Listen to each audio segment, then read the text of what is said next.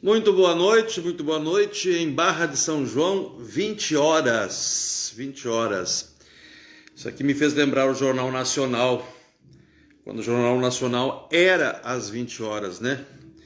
E nós sabíamos em que hora passava todos os programas de televisão. Lamentavelmente não sabemos hoje em dia mais os horários.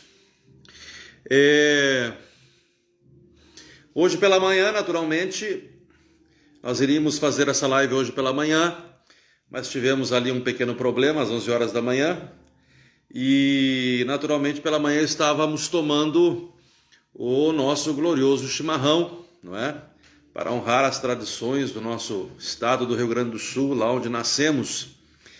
E para ser naturalmente solidário com o estado que nos acolhe, que é o estado do Rio de Janeiro, aqui estamos nós com o nosso glorioso café de verdade, para podermos então conversarmos um pouco essa noite, tá certo? Essa noite nós vamos tratar de um tema que é, olha a pontuação, hein? Minha vida, vírgula, tua vida. O falso sentido de posse. Minha vida, tua vida, o falso sentido de posse. Muito bem. Antes de nós iniciarmos, vamos fazer uma oração em nome do Pai, do Filho e do Espírito Santo. Amém. Aqui sobre a proteção do nosso glorioso São Miguel Arcanjo, Deus nos conceda a sua graça, Deus nos conceda a sua bênção, Deus me ajude com as palavras certas para que eu possa levar até você alguma reflexão que te ajude no dia a dia da sua convivência familiar, social, religiosa, profissional, não é isto? Esse é o nosso objetivo. Então que os nossos santos anjos da guarda, aqueles que estão e que nos acompanham todos os dias, 24 horas por dia, eles possam estar aí do teu lado, te ajudando a escutar, e o meu anjo da guarda me ajudando a usar as palavras certas para que você possa aprender alguma coisa hoje de noite dentro daquilo que nós queremos levar até você, tá certo? Muito bem. Antes de nós iniciarmos, naturalmente tem a ver, vamos ler um texto da Sagrada Escritura, Bíblia de Jerusalém, uma Bíblia de estudo, uma Bíblia muito boa, que eu estou retirando do livro do Eclesiástico, lá no capítulo 9, dos versículos do 15 ao 18, diz assim: mais vale a sabedoria que a força, mesmo que a sabedoria do pobre seja desprezada. E ninguém faça caso de suas palavras. Escutam-se antes as palavras calmas dos sábios que os gritos de um capitão de nécios. Mais vale a sabedoria que as armas da guerra. Um só pecado anula muitos bens. Muito bem. Vamos refletir um pouco. Antes de qualquer coisa, deixa eu dizer assim: para quem exercita a leitura, tem algum estudo nesse campo humanístico, eu diria que é muito fácil falar. Boa noite, Padre Vinícius, Roberto Vinícius, Deus te abençoe. Para quem exercita esse estudo da área humanística, boa noite, Dom Wilson, como está? Boa noite, seja bem-vindo. Novamente, então, voltando, para quem tem estudos humanísticos, em muitos momentos, sim, é muito fácil falar. É bem verdade, é muito fácil falar. Eu, por exemplo, eu não tenho dificuldade de falar sobre diversos temas da área humanística. O que eu quero dizer com isso? Eu quero dizer com isso que eu vou levar uma gama de informações sobre uma reflexão que trata da questão da vida do ser humano no seu dia a dia, nos mais diversos campos, mas tendo por foco quando ele confunde as relações humanas. Quando a sabedoria, que eu disse aqui do texto do livro do Eclesiástico, ela não é levada a cabo.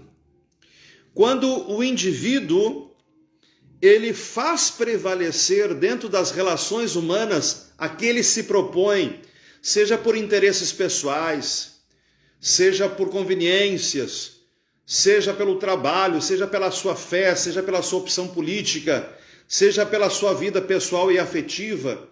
Quando este indivíduo, ele confunde, ele abandona a sabedoria do equilíbrio das reações e das atitudes, e ele confunde essas relações humanas, projetando no outro as suas expectativas, os seus interesses, as suas necessidades, os seus sonhos, os seus desejos, os seus projetos.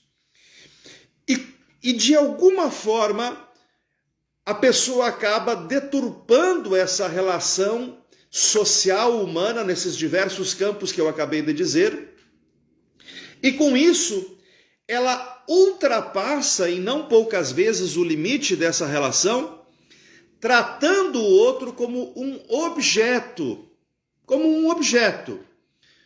material de uso, como uma necessidade da panela do fogo, como se fosse um saco de feijão que quando me falta eu faço o que todo mundo faz, vou lá no mercado, compro 1 quilo e volto a utilizar.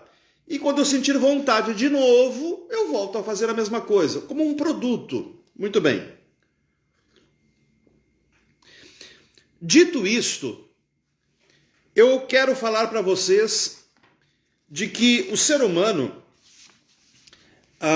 dentro da área da psicologia, eles dividem o ser humano em 4 temperamentos.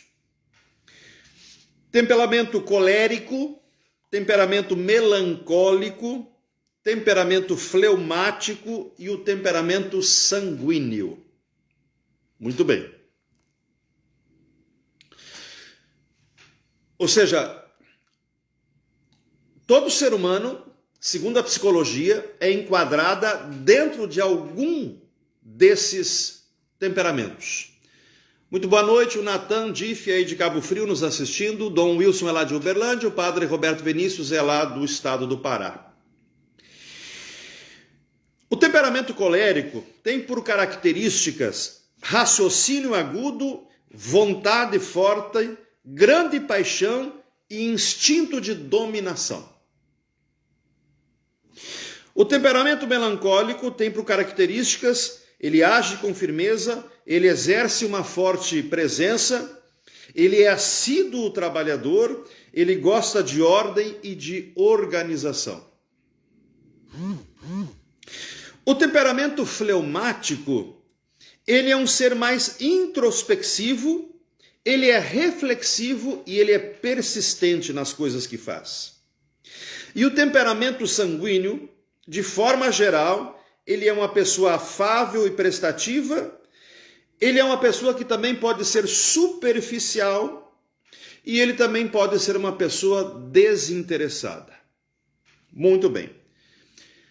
Dito e colocado um pouquinho das características de cada um dos temperamentos do ser humano, e todos nós nos enquadramos em um de maneira especial e talvez alguma característica em algum dos outros que estão ali nos rodeando. Nós, nesse sentido, então, podemos entender que nós não somos, como eu costumo dizer, um eremita em meio à sociedade.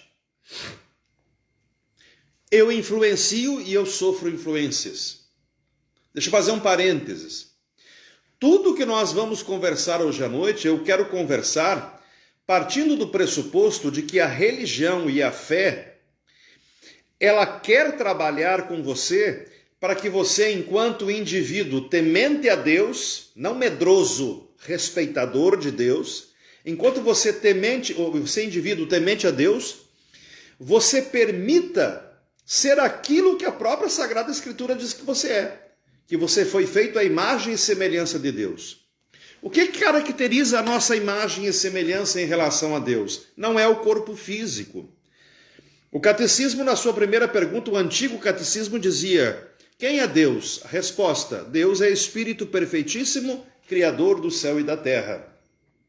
Por consequência, o homem não é Espírito perfeitíssimo, o homem não é Criador do céu e da terra, o homem, ao contrário, ele é temporal, ele é circunstancial e ele é um ser temperamental. Ou seja, ele pode ser colérico, ele pode ser melancólico, ele pode ser fleumático, ele pode ser sanguíneo. Muito bem.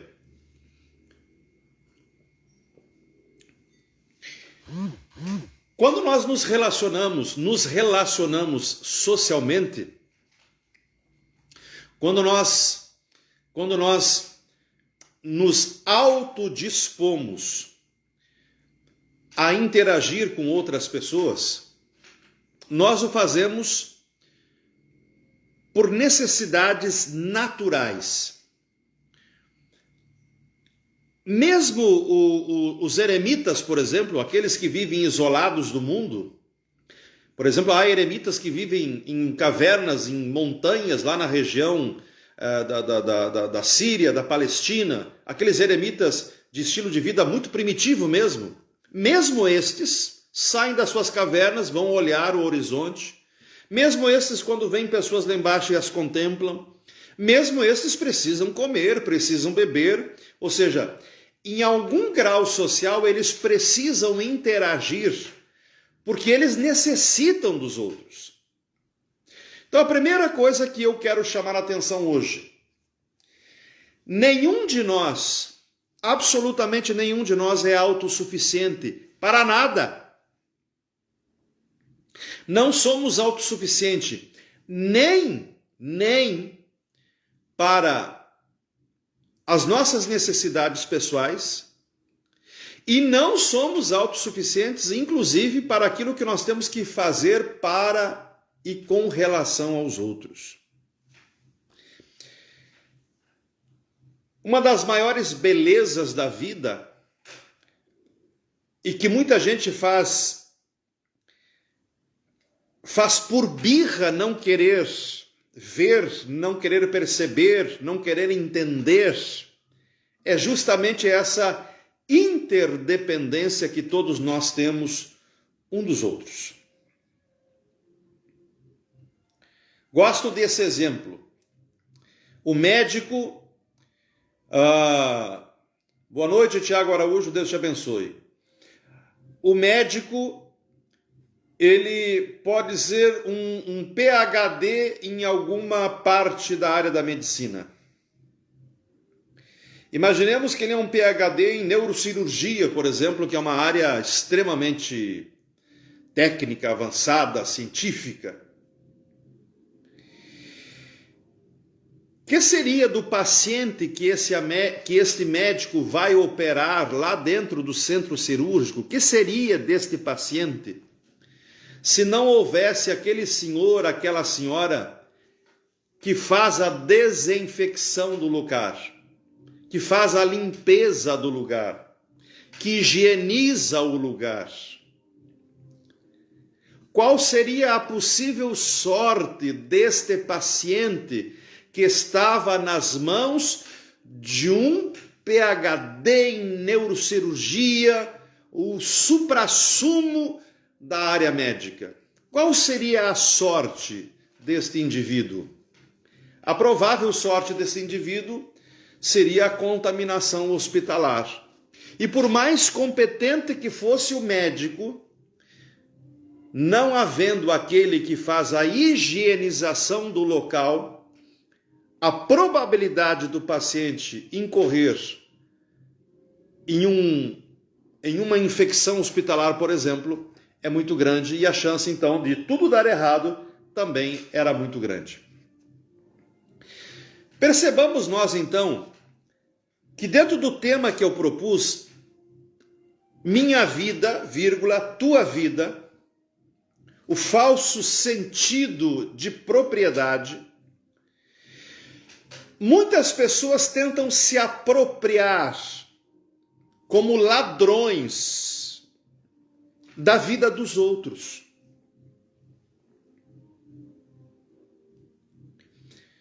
Então vamos fazer uma pergunta?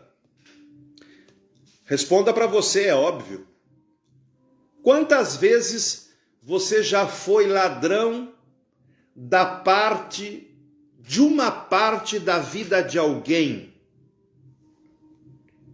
Quantas vezes você já entrou na vida de alguém, não pela porta, mas escancarando, pela janela, pelo telhado, pegando uma marreta e derrubando a parede, forçando a entrada? Quantas vezes?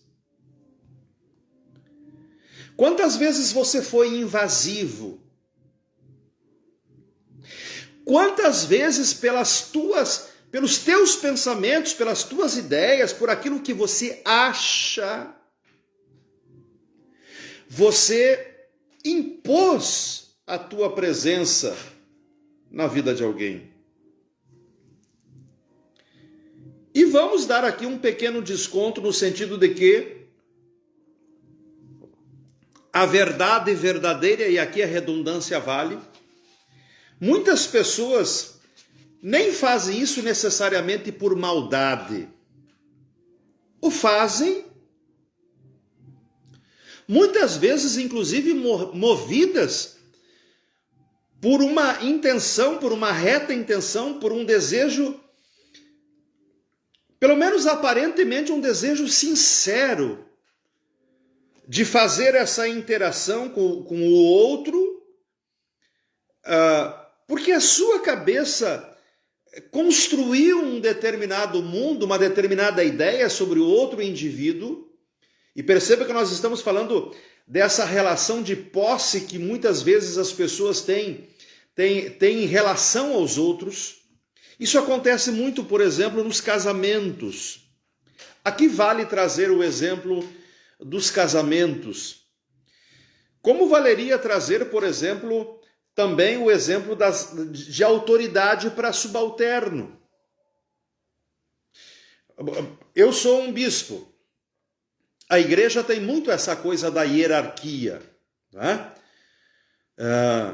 A suprema autoridade da nossa igreja, o Concílio Nacional, as outras autoridades que ajudam a governar a igreja, o Superior Tribunal Eclesiástico, o Conselho Administrativo, do qual eu faço parte, inclusive, e depois as representações diretas, que são os bispos diocesanos nas suas dioceses, e depois os párocos nas suas paróquias, e depois os diáconos colaboradores dos párocos, e depois talvez os seminaristas, e depois talvez as lideranças de comunidade. Quantas vezes existe confusão nesse sentido de querer fazer da minha vida a tua vida ou da tua vida a minha vida? Quantas são talvez as vezes que nós nos perdemos naquilo que nós chamamos de reta intenção ou de boa intenção ou de firme propósito? Quantas vezes talvez nós nos confundimos e levamos os outros à confusão em face deste tipo de relação que muitas vezes é absolutamente danosa, porque não respeita as particularidades, as individualidades, a origem cultural, a origem social, as concepções políticas, as concepções religiosas, a estrutura de uma vida afetiva. Quantas são as vezes que nós fizemos e produzimos isso? Mas também quantas foram talvez as vezes em que nós fomos sujeitos desta opressão, no sentido em que alguém quis tomar posse do nosso eu? Quando eu falo com os casais, E volto a dizer que o casamento, por exemplo, é um exemplo muito interessante para nossa conversa hoje de noite, que é um casal. É um homem e uma mulher que, por circunstâncias da vida, se conheceram e dentro deste conhecimento, eles se abraçaram, digamos assim, se encantaram, reconheceram coisas boas, bonitas e valorosas aos olhos de recíprocos, não foram cegos a alguns defeitos, não foram surdos a algumas coisas equivocadas, mas entenderam por N razões que no caminhar dessa convivência havia o suficiente para poder chegar no que nós chamamos no dia do casamento. Alguns indivíduos, eles conseguem medir se eles sabem respeitar, por exemplo, o tempo do namoro e mesmo do noivado. Eles sabem medir muitas coisas. E nesse exercício do medir, eles sabem indiscutivelmente colocar na balança a sua capacidade de aguentar aquilo que os seus olhos viram, mas não agradou, aquilo que os seus ouvidos ouviram, mas chateou. Mas dentro da conta matemática do exercício da convivência social e afetiva com o parceiro, com a parceira, a pessoa chega à conclusão que na balança tem pelo menos 50% mais um. E ela, a princípio, se julga então capaz de poder lidar com as diferenças. E as diferenças, o próprio nome diz, são diferenças. Algumas diferenças no caminhar da vida a gente consegue trabalhar e talvez convergir, por exemplo, para algo que eu, indivíduo, se fosse a parte, por exemplo, de um casal, que eu, indivíduo, julgasse que poderia ser ou agregada, ou retirada, ou ponderada. Há algumas diferenças que são intransponíveis. Quantos são os casais, por exemplo? Quantos são os amigos de relação, de amizade mesmo? Amigos, amigas, enfim. Quantos são as pessoas que eu vejo dentro de ambiente de trabalho profissional? Já trabalhei muito, então vi muito isso no sentido profissional. Quantas são as vezes que eu vi e percebi, por exemplo, que as pessoas, elas se auto-rebaixaram, que elas se diminuíram de uma forma muito feia, muito negativa, algumas às vezes chegando a um nível de capacho, de se permitirem serem pisadas em prol daquilo que elas entendem que seria um ato de humildade em prol de uma convivência mais digna, mais agradável, mais sã, sob o padrão da convivência social. Então, quando no tema eu trato da questão, eu abordo a questão minha vida, tua vida, o falso senso de propriedade, e quando eu fiz a pergunta se você já se deu conta de quantas vezes você foi ladrão das vontades, dos desejos, das expectativas, dos propósitos, das disposições dos outros, e desses outros que você julga, por exemplo, seu amigo, ou seu companheiro, ou sua companheira, ou seu irmão de fé, ou seu correligionário político. Quando eu fiz essas ponderações e fiz essa pergunta, porque o que eu quero hoje tocar muito forte é justamente nesse aspecto da relação social, é para que você entenda que embora cada um de nós tenhamos convicções pessoais e convicções que foram trazidas e alicerçadas da nossa origem, né?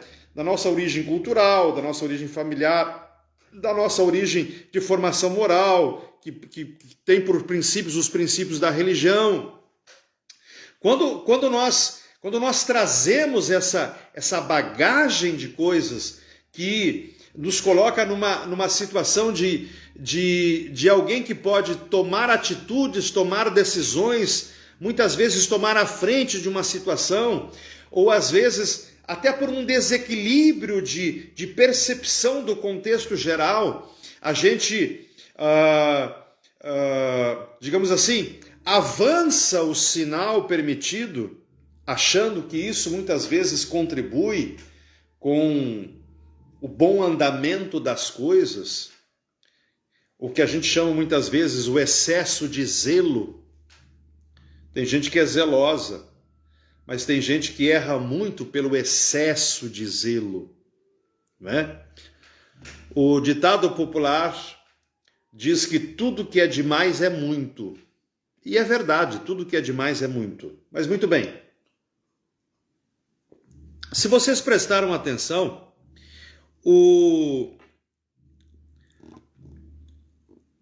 as primeiras três frases que eu li ali do livro do Eclesiástico, disse assim: mais vale a sabedoria que a força, mesmo que a sabedoria do pobre seja desprezada.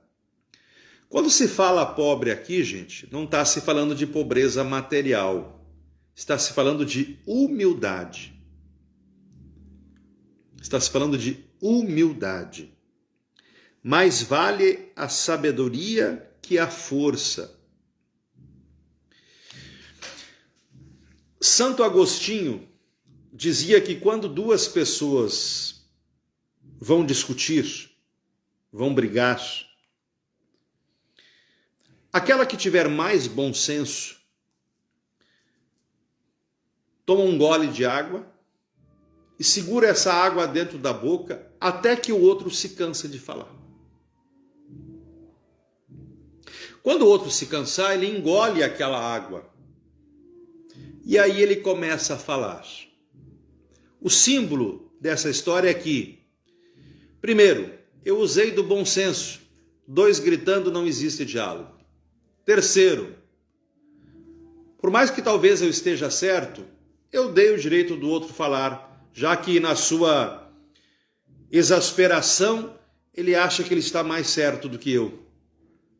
E terceiro, como dizia Santo Agostinho, as tuas palavras sairão lavadas, limpas, de qualquer mancha. E elas chegarão como uma flecha que acerta o alvo de forma certeira. Seguíssemos nós as orientações e aquilo que nos ensinam os grandes santos da igreja, com certeza muitas coisas nós não estaríamos fazendo de besteira nesta vida. Muito bem.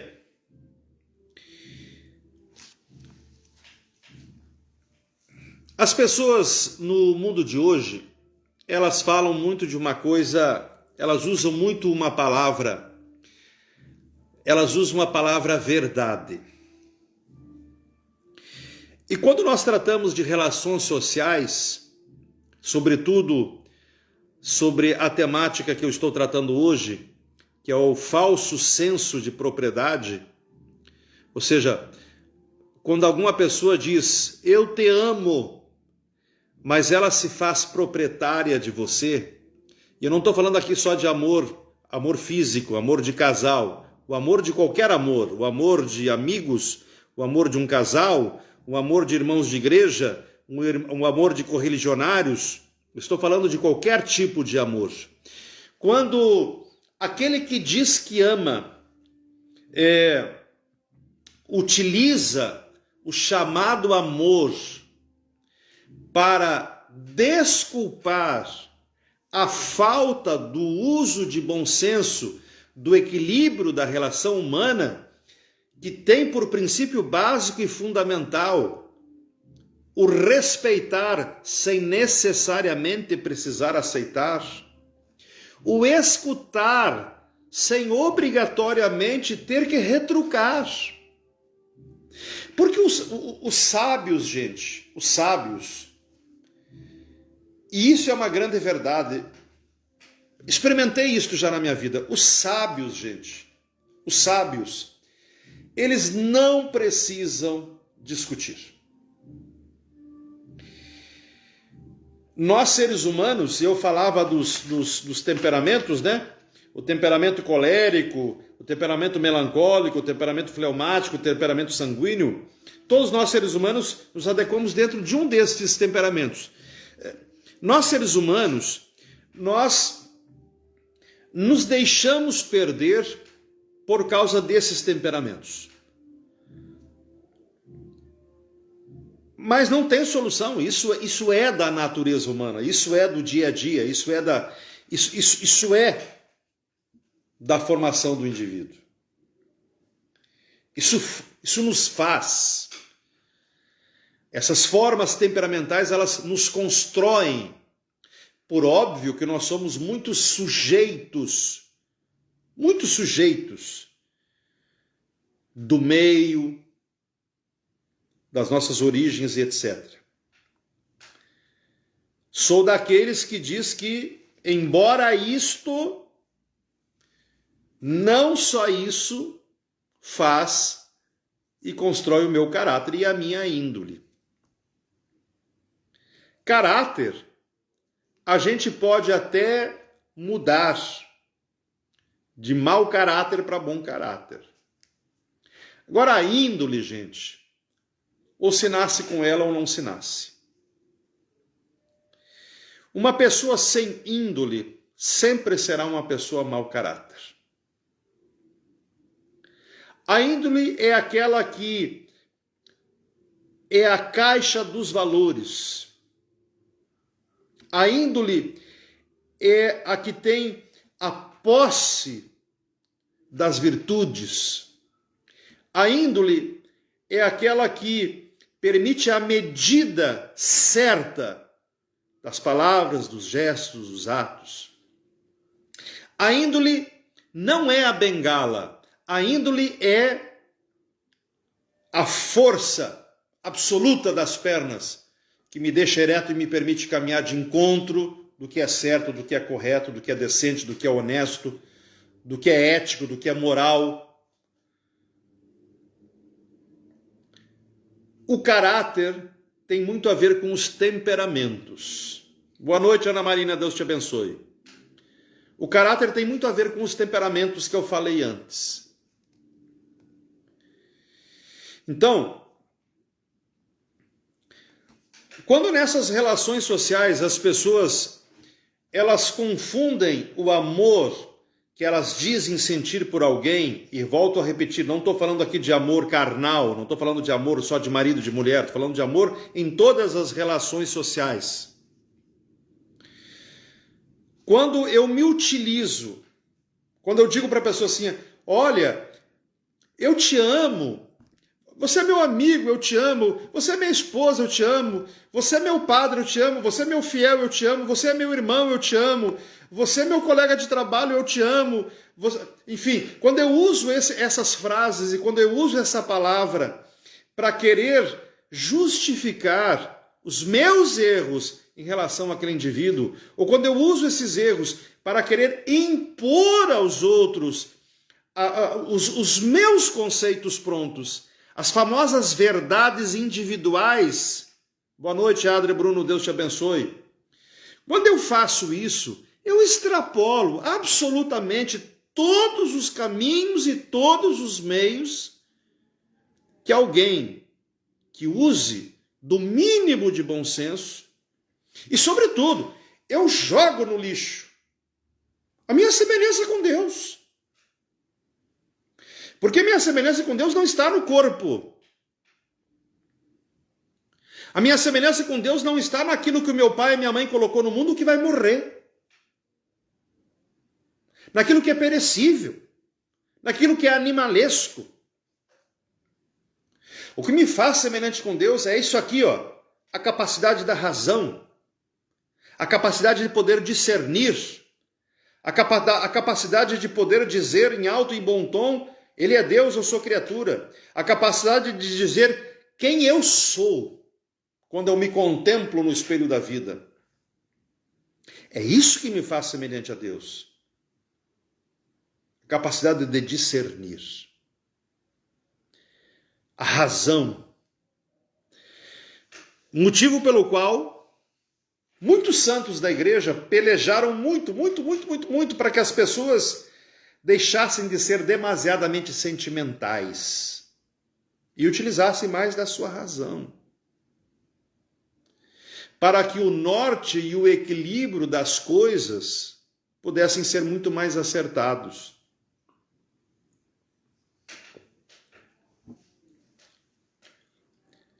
Dizia São Tomás de Aquino que nem todo bem é um bem.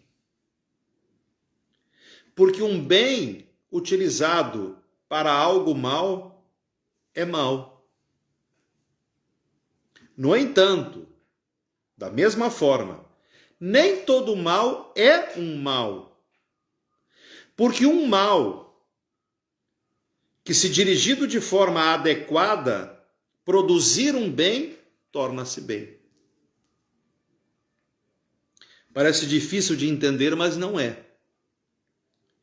É aquela famosa história. Eu acho que você não tem que achar nada quando trata da vida dos outros. Eu penso que você não tem que pensar nada quando trata da vida dos outros. O problema dele é um probleminha. Não é você que está vivendo probleminha em copo d'água. Para ele é um mar revolto.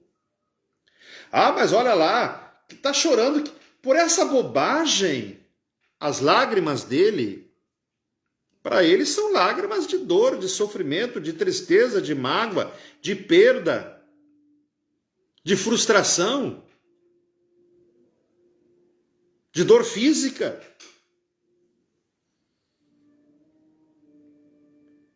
E quando tu chorar, tua lágrima é do quê? E quando tu chorar, será que se você ouvir da boca do outro, olha lá, tá chorando por uma bobagem, será que a tua angústia não vai crescer mais, não vai aumentar mais? Então perceba, meu amigo, minha amiga, que quando nós confundimos as relações, minha vida, tua vida, quando nós fazemos as declarações de amor por qualquer pessoa, confundindo o amor com posse, quando nós declaramos amor, mas queremos projetar nos outros as nossas expectativas, isso acontece muito de pais para com filhos.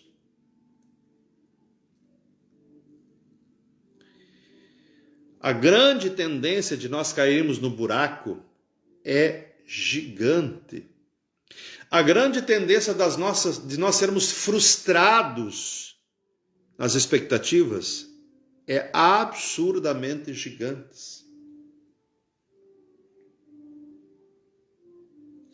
Eu me lembro que quando eu era padre jovem, e todo padre jovem tem isto. Todo padre jovem quer salvar o mundo. Quer salvar as almas assim no estalar de dedo.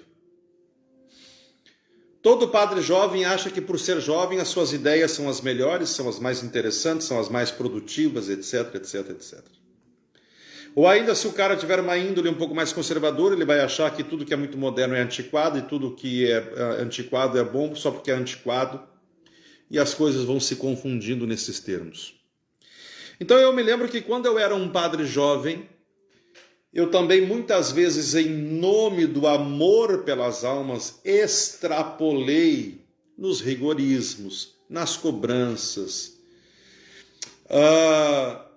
nas disciplinas. E qual foi o resultado disso? necessariamente não foi a perda de fiéis sentados na frente do meu altar, mas foram decepções. De alguém que não esperava um padre bonzinho,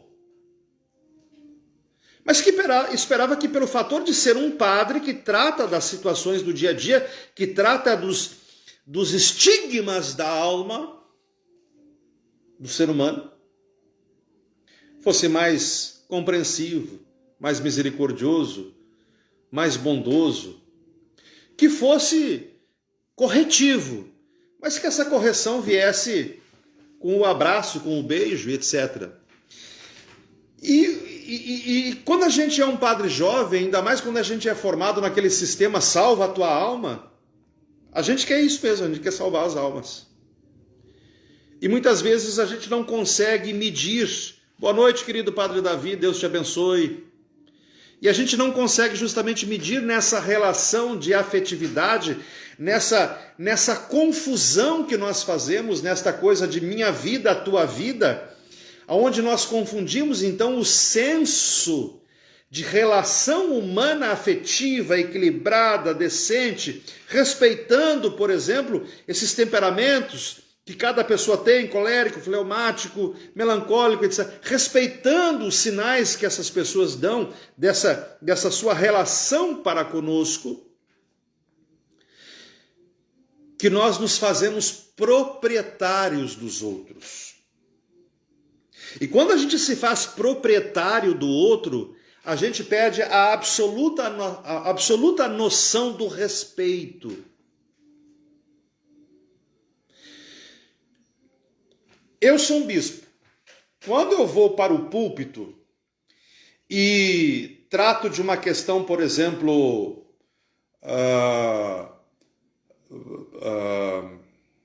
de doutrina da igreja, que espera o meu fiel, que está sentado diante de mim, que frequenta esta comunidade e pertence a essa instituição religiosa? Ora, ele espera que eu seja um legítimo representante dessa instituição, diga o que ela pensa, ensine como ela diz que deve ser ensinado, como devem ser feitas as coisas, como devem ser tratadas as coisas. É isso que ele espera de mim.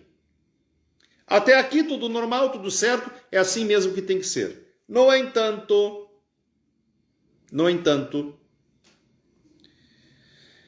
quando a gente extrapola, não percebendo que os fiéis são diferentes, por isso diferentes são as capacidades de entendimento, diferentes são as capacidades de percepção, diferentes são os limites que cada um tem, diferentes são as disposições que cada um tem para aceitar aquilo, diferentes são as capacidades de aprendizado que eles têm, diferente é a disposição, por exemplo, de estar ali para, inclusive para estar ali para ouvir e para participar. Quando a gente então perde esse senso e a gente coloca todo mundo dentro do mesmo balaio, neste falso senso de propriedade, como se esse indivíduo fosse uma propriedade, e veja, eu estou dando aqui o exemplo do sacerdócio, como dei há pouco tempo o exemplo do matrimônio. Você alargue sempre esses exemplos para tudo, alargue sempre para tudo, porque vale para tudo.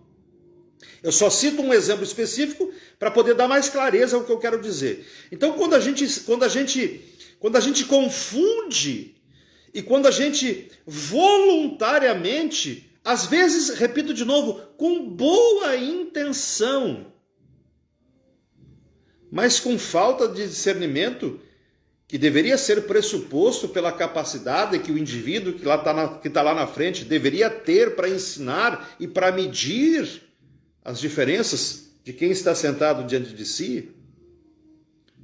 Que culpa levamos nós, então, diante dos olhos daqueles que nos contemplam? Levamos a culpa de desequilibrados, levamos a culpa de desorganizados, levamos a culpa de inconsequentes, levamos a culpa de gente de falta de visão, levamos a culpa de indivíduo com falta de sensibilidade, levamos a culpa de indivíduo que não tem noção de espaço, de circunstância, de pessoas, de indivíduos que simplesmente arrotam coisas, mas não olham com os olhos daquele que deveria ter o equilíbrio antes de todos, para poder caminhar de maneira correta. E aí, mais uma vez, vale então nós dizermos o que disse o escritor do livro do Eclesiástico. Mais vale a sabedoria que a força, mesmo que a sabedoria do pobre seja desprezada. Estamos falando de sabedoria e não estamos falando de pobreza aqui no sentido material. Estamos falando de humildade. Mais vale a sabedoria que as armas da guerra.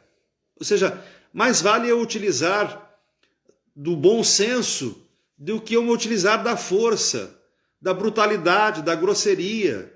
Mais vale eu ter a delicadeza, e que para os olhos de alguns talvez assim eu esteja sendo bonzinho demais, não vou alcançar, mas mais vale isso do que eu usar o chicote.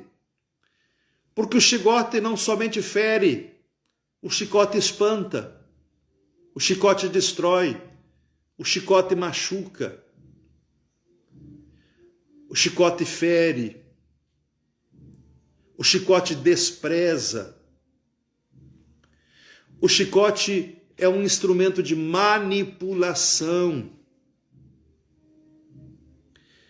Porque dentro de tudo isso, diz a última frase do texto que eu li, um só pecado.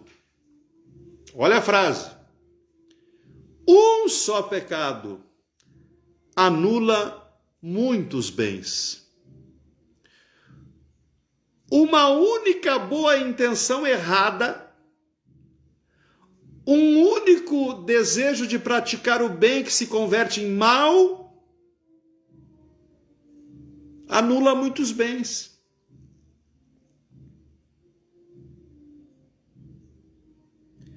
Quantas vezes nós destruímos e jogamos no lixo dias, meses, anos de trabalho em face de alguma coisa, pela falta do uso do bom senso e da razão, quando nós permitimos que extrapole um sentimentalismo barato, medíocre, leviano, irracional, inconstante, em detrimento do uso correto da razão, que é quem nos dá a medida de todas as coisas. Com isso, o bispo não está dizendo de maneira nenhuma que você tem que ser uma pessoa insensível, desprovida de delicadeza ou de gestos de bondade, de misericórdia. Não, nada disso, não confunda.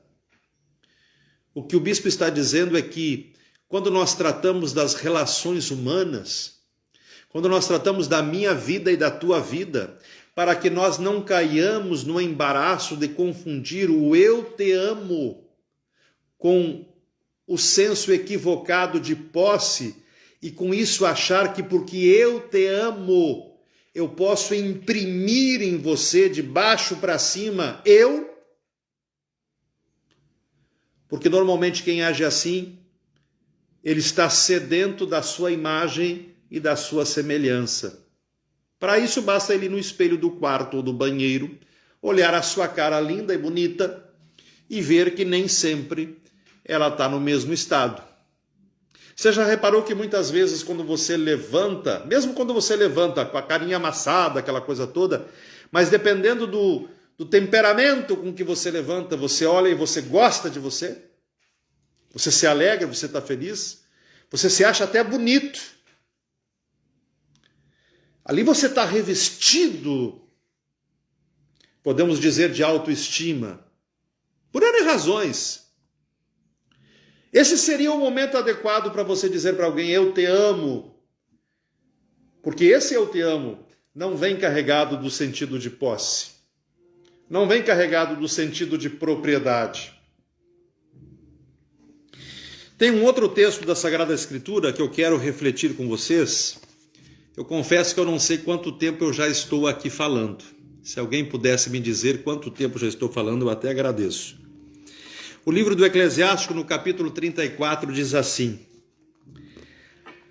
As esperanças vãs e mentirosas são para o homem insensato os sonhos que dão asas aos estultos.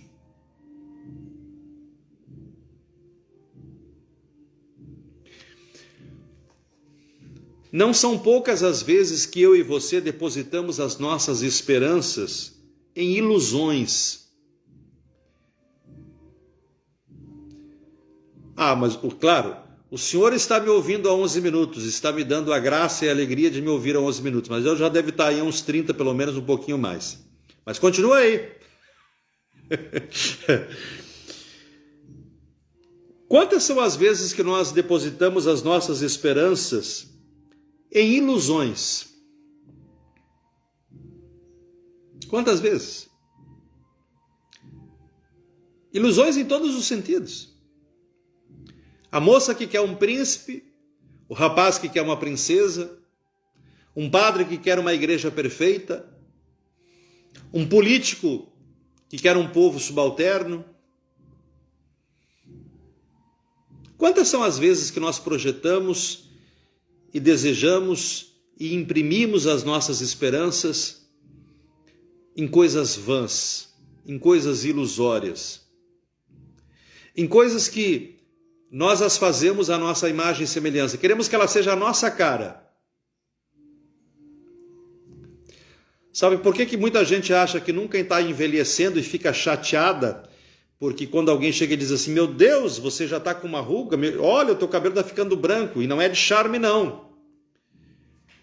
É porque a gente é acostumado a nos ver. Como nós somos acostumados a nos ver, nós não notamos o que vem a cada dia no nosso corpo.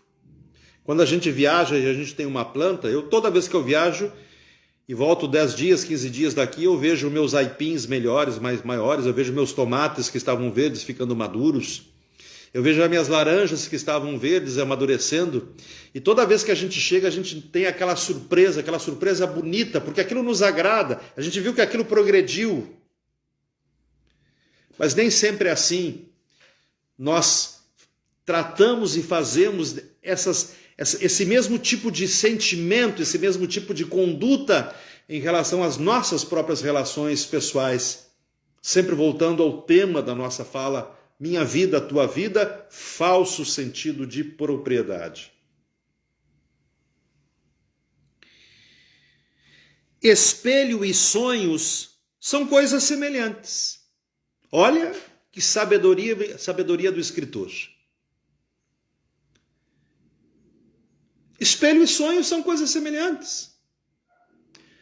Quando eu me olho no espelho, eu vejo o Duarte, que não é igual ao original. É uma imagem imperfeita, mas absurdamente semelhante, mas nunca igual. Porque não é eu.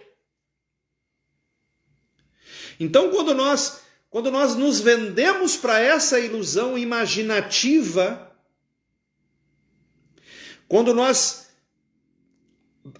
autodeliberadamente nos vendemos as nossas intenções e as nossas conveniências pessoais, a gente imagina que conheça a conta e saiba quanto é o troco. Mas a gente não conhece o caráter do vendedor. E a gente não sabe se quando ele for dar o troco, ele dará o troco certo. A gente pode ser enganado. A gente pode ser enganado.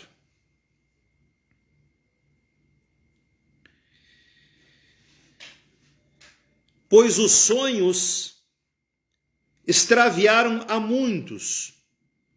Os que neles esperavam caíram.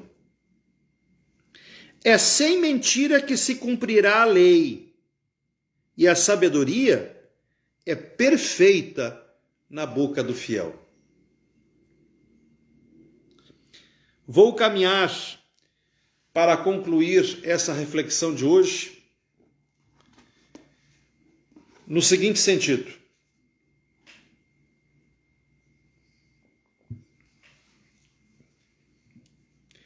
Eu dizia bem no início da nossa fala que aquelas pessoas que têm uma razoável formação humanística, nós padres a temos, nós temos sim facilidade de falar, temos facilidade de discorrer, até porque esse é o exercício do dia a dia das nossas funções. Boa noite, dona Helena, Deus abençoe. No entanto, se nós não nos cuidarmos, seja eu, padre, seja um pai de família, seja um doutor advogado, um doutor engenheiro, um doutor médico, seja um moço que varre a rua, se nós nos descuidarmos,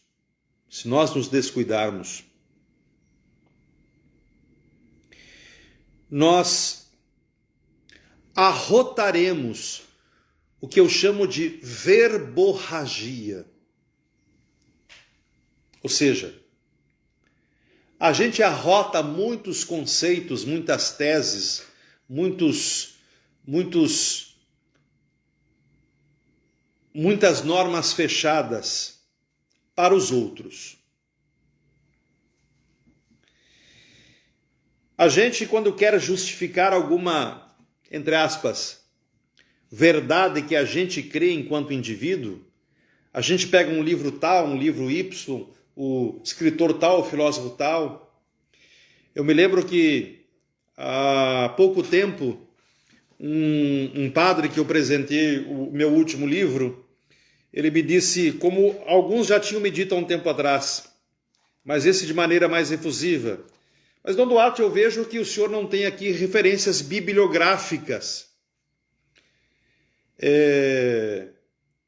Da onde o senhor tirou determinados conceitos que eu li aqui, etc.? Eu digo, da minha cabeça. Nos meus livros,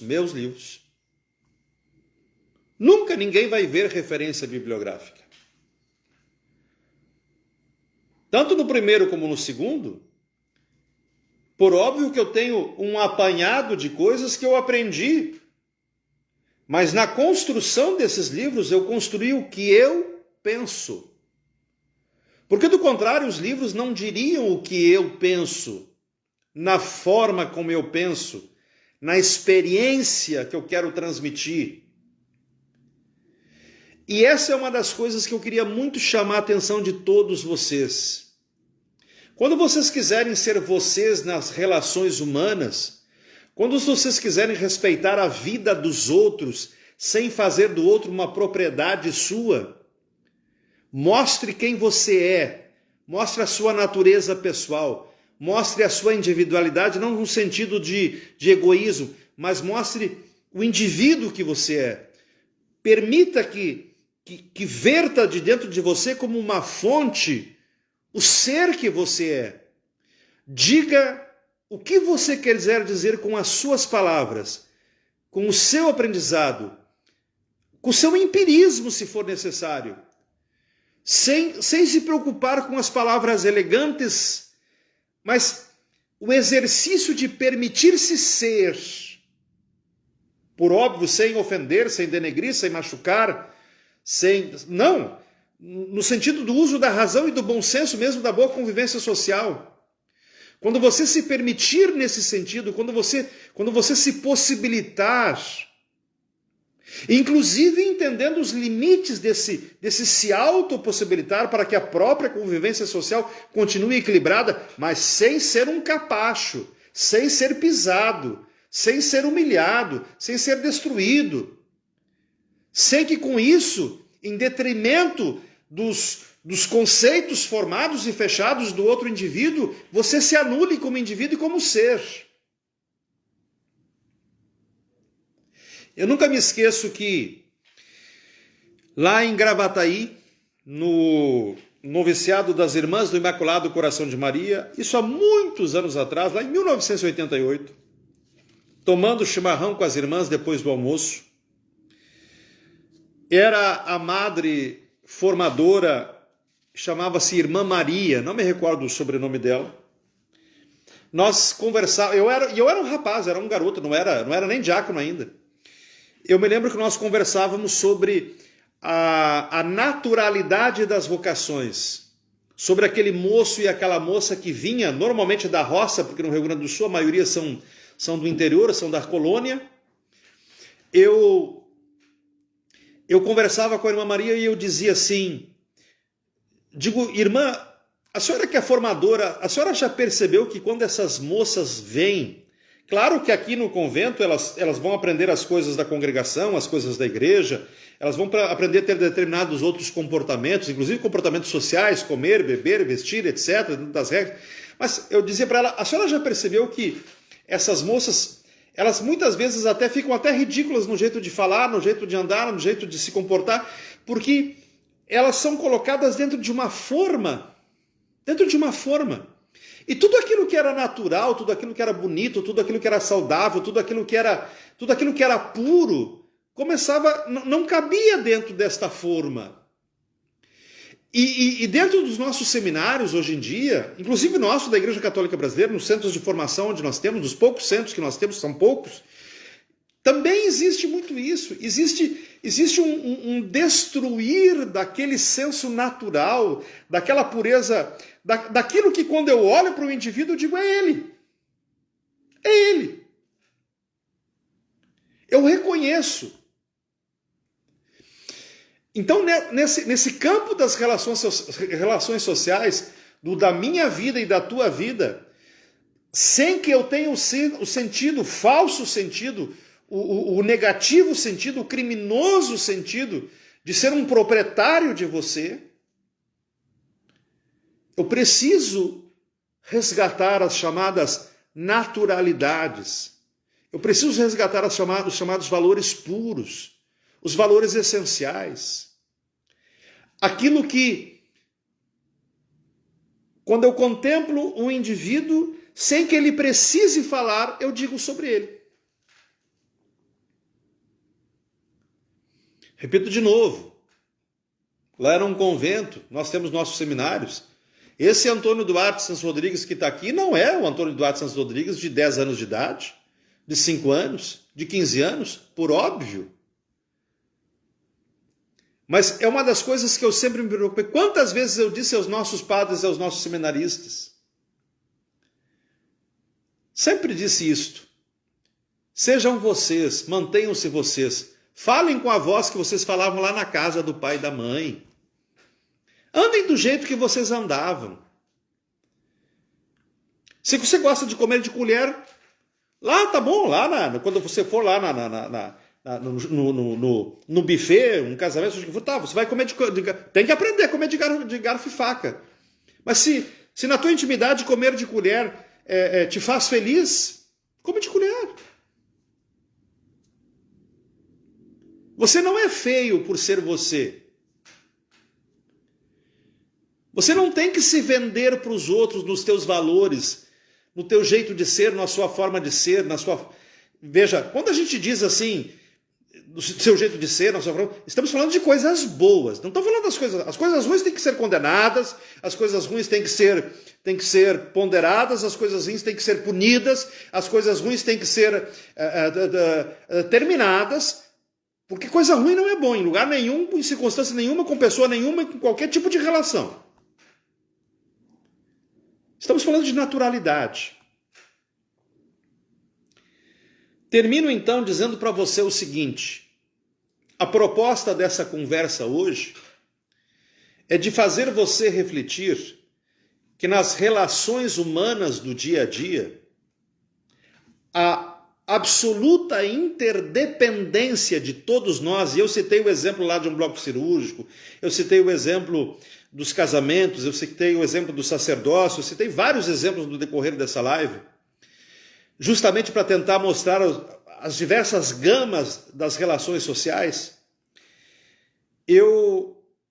Com essa live de hoje, eu desejo justamente que você entenda, que você reflita, que essa absoluta interdependência que nós temos um do outro, sob todos os aspectos que a vida física, material, espiritual, afetiva, psicológica se impõe sobre nós, que nós não precisamos ter medo, mas ao mesmo tempo nós não precisamos, como uma forma, às vezes, de autodefesa, nós nos sentirmos donos do outro, como que impondo e impregnando o outro com as nossas projeções, quando muitas vezes elas são negativas e destrutivas, quando ao contrário, nós deveríamos estar bebendo da naturalidade, da pureza, da simplicidade, da doçura e da meiguice de como alguém se apresenta para mim. Minha vida, tua vida, completamente interdependente.